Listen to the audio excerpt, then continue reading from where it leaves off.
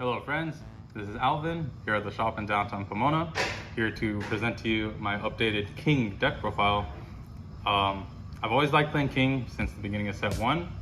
I feel like he's a really strong contender to play against yellow, which is really popular in the current metagame, and I just wanted to go over and explore some of the options you have when playing this deck. So, getting right into the deck list, for starters, obviously we have our leader, King. His effect is, as long as there are 10 Dawn on your side of the field, during your turn, all your opponent's characters get minus 1000 to the power. Now, at first, that doesn't seem very important, but over the course of the game, it actually becomes a problem for your opponent and it helps you allocate your Dawn correctly to help you close out the game. Now, the 10 Dawn itself do not have to be active. They could be rested as long as you have 10 anywhere on your board in total.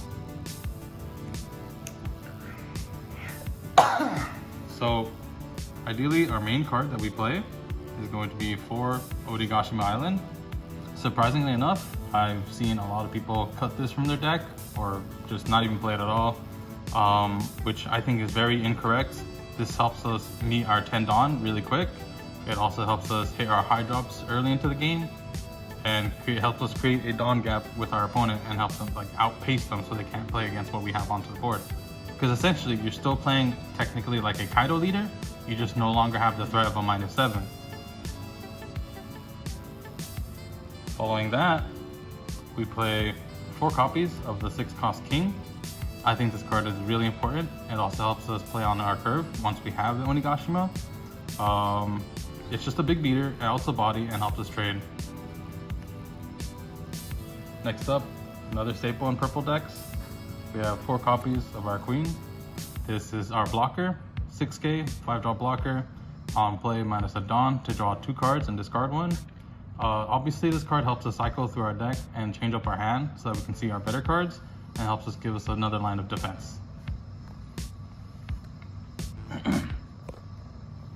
After that, we play for Kyoshido. Generally, I don't see anybody really playing this in their purple decks. For me personally, it's like my ride or die card. In all my purple decks, I will always be playing at least 4 copies, probably never less. This card's really good. On play, if we have 8 or more Dawn, he draws us a card, so he replaces himself, and he nets us a lot of on-board value as a body, because when we're at 10 Dawn, our opponent's characters are all minus 1k. So when this would attempt to attack into a 5, that is now a 4, it's a 2k power gap, so your opponent is still required to discard 2 cards if they want to defend it. Now we're going to get into our high drop cards. We play 2 9-cost Kaido, and we also play 2 10-cost Kaido. Initially, I did not want to play these, but going forward, there's been a lot of times where it's like, I don't want to play my characters, like smaller characters onto the board, so I wanted to hit bigger cards onto the board so it's harder for my opponents to deal with. Because you will be drawing a lot of cards, so you can keep up with decks that get a lot of searching, such as red, or if yellow goes second and they got all their cards. These cards help you have a threat onto the board while you're drawing cards with your Kyoshido and your Queens. There has been a time where I have played a Kaido and not used this effect because we were so far ahead. This also helps us reset the board. 9-cost Kaido provides a lot of pressure when we're really far ahead, because then it's just a nice rusher. Sure, we lose our 10 Dawn power, but we can easily get back into the game as long as we have our Onigashima. So it becomes even more of a problem leading into the game. After that, we have some tech cards. It ain't really too much, but they do offer a lot of assistance in their matchups. So we play 4 Douglas Bullet, the 5-drop, 6k power. He's like a wannabe king in a sense, but he has counter power. On play, he lets you minus 1 Dawn to rest any of your opponent's characters to have a cost of 4 or less. That may not seem like much at first, but in the later mid to late game, it starts to deal with your opponent's blockers and targets that they don't want to get killed early. So when you have your leader effect, you could be at like 10 Dawn. You could play this card, minus 1 and rest it, and then now you have 5 Dawn to work with to put onto your other characters or your leader and attempt to attack into that unit. But don't forget to Onigashima so you can stay at 10 and give it minus 1. Following that, we play 4 of the Uto blocker. Now, she's also really insane. A lot of people like to play around her or try to, and even then they still don't do it properly. She's essentially can out 2 bodies or set you up for your next turn. She can out another high priority target. or bait your opponent into attacking first and then playing their card.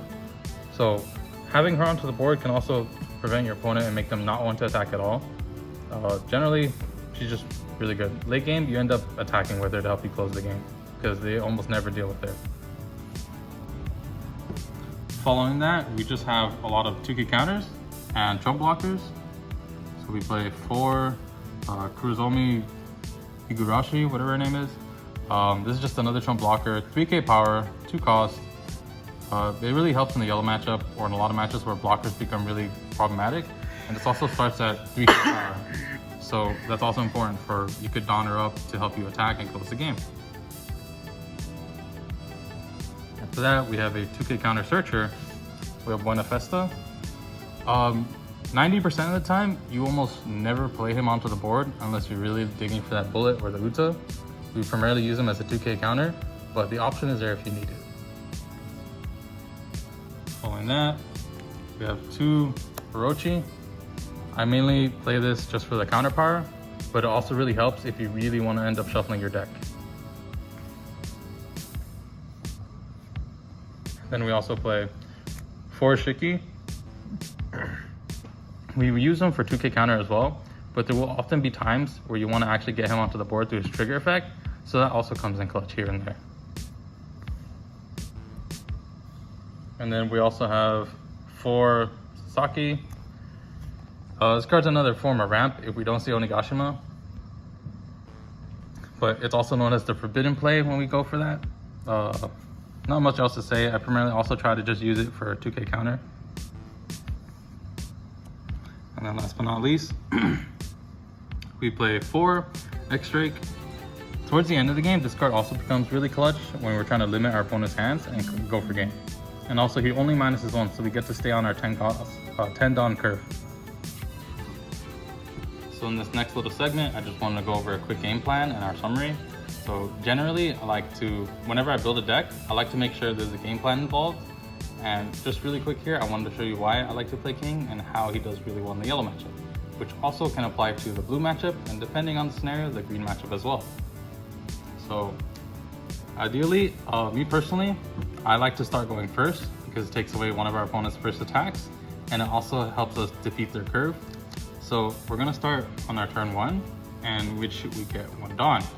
Usually we don't really play anything there. There's nothing really to play there. So we get our 1 and then we'll just pass. It's our opponent's turn. They could play a 2-cost Sanji or like whatever your opponent's playing against, they play whatever's 2 cost. In this turn, obviously, we're just gonna swing for 5. And then on our 3 Dawn, we just play our Onigashima. And the Onigashima gets us our 4th, which is very important because after this, your opponent is going to be able to go to their 4 Dawn turn, which if you're playing against like a blue deck, they could play a 4-cost body, or if it's yellow and they don't have the Sanji, they could end up playing the Daifuku or the Pearl Sparrow, any 4-cost body. Generally, it doesn't matter because you're gonna respond in the same way no matter what. When it's cracked back to your turn, you'll be at 6 Dawn. And then on here, you're gonna want King, the card they play, which is a pretty nice trade-off because they're down 1 body, you're up a 7K body. You can still get Onigashima, so you're at 6 still, which on your next turn is also very important. And now you have a 5K attack, and then you just pass. Your opponent is only gonna have their leader attack, so you can either counter out of it, or you can take it for another free card, and then they play another body. And then on your next turn, you'll be at 8. And this is where you start to chain your Kyoshiros, which will draw you another card. And then if you have room, you play another blocker with it. Now you can start set up your next turn for more attacks and more defense. And if you don't see this here, it's still good to just drop a queen, still play another blocker with it, or you could just play queen or chain a 2nd king to help also eliminate more of their bodies, and you'll still be able to hit 10 down on your next turn. And that's pretty much all it is. Ideally, most of the game, your board's primarily just gonna look like these 3 cards specifically.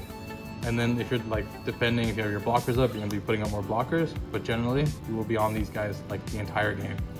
Most of the time your opponent can't out that because you're consistently just able to keep putting them onto the board and pressuring your opponent. So every turn I like to start with 10 Dawn. When I'm at my 10 Dawn and I have like, say like this kind of setup, I will always start with my attacks first before I actually play any additional cards. Because then my opponent starts to think like, damn, like what else could be coming here? It could be like at 9 cons, you can end up playing another king, or like in most scenarios, like I said, after you've done making the attacks here, or say this is already gone, you're gonna just tap all your cards and probably just end up playing another Kyoshido and another Queen. So you're gonna draw 3 cards every single turn just by playing these cards. And you're always gonna be a 7k threat because you have the -1,000 power from your leader, which is also very important for when you're trying to clear a board and when you're attacking into your opponent. That's it for right there. That concludes my deck list for my post OPO3 ban list with King. On final notes, there are other tech choices you could implement into the deck. 7 cost King did not make the cut. It's not in a good position right now, and it doesn't follow our game plan. As well as 8 cost Bullet, as for Katakuri existing, the 8 cost. As I said, the deck has a really strong matchup into yellow, a really strong matchup into blue as well, and potentially green. If you have any questions, comments, concerns regarding my deck list or any other combos that you want to see, feel free to post them in the comments down below. Also, be sure to like, follow, and subscribe for more deck profiles coming in the future. I'm Alvin Ram. Thanks for watching. Show him the trophy! Yeah!